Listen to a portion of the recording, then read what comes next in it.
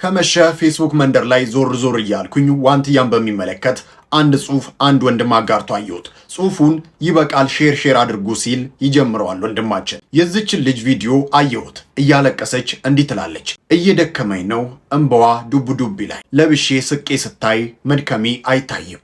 ሁሉንም ማስደሰት አልችልም። ህይወት መግፋት እየሰለቸኝ ነው። በሌላ ወገን ደግሞ እዚህ ምስል ላይ የምታዩት ወጣቶች በጣም ስነ ምግባር ባልጠበቀ መንገድ የማስፈራሪያና የዛቻ ቃል በመናገር ኦንላይን ቡሊንግ እያደረጉ ነው። ይህ በህግ አግባብ ያስቀጣል። በኦንላይን የስነ ልቦና ጥቃት በማድረስ እና በማዋረድ ከ2 ዓመት እስከ 5 ዓመት ያስቀጣል።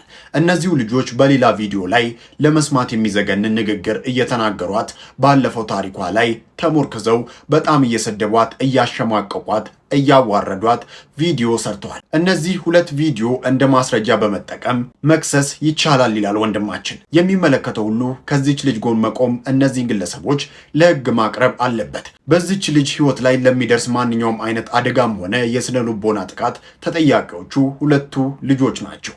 ይበቃል ሲል ጽሑፉን ደምድሞታል።